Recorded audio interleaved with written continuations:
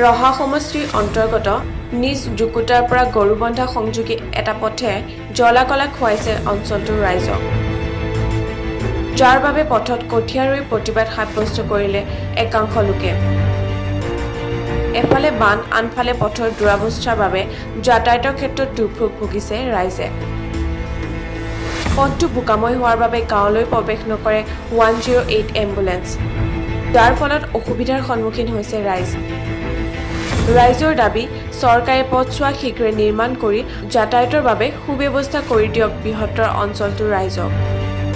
প্ৰতি বছৰ বাৰিষা যেন গাঁওবাসীৰ কাৰণে একোটা জমৰ যাতনা। কমিলা পঞ্চায়তৰ 10টা ৱাৰ্ডৰ প্ৰায়বিলাক ৰাস্তাই সম্পূৰ্ণ হৈছে, বহু ভিতৰুৱা গাঁৱৰ ৰাস্তাও সম্পূৰ্ণ হৈ উঠিছে, কিন্তু এইখন গাঁৱৰ ৰাস্তাৰ প্ৰতি কোনো জনপ্ৰতিনিধি বা পঞ্চায়ত প্ৰতিনিধিৰ কোনো গুৰুত্ব আমি দেখা নাপালোঁ। আমি কেইবাবাৰো পঞ্চায়ত প্ৰতিনিধি এই বিষয়ে অৱগত কৰাইছিলোঁ, যদি এতিয়ালৈকে আমি কোনো ধৰণৰ সুফল পোৱা নাই।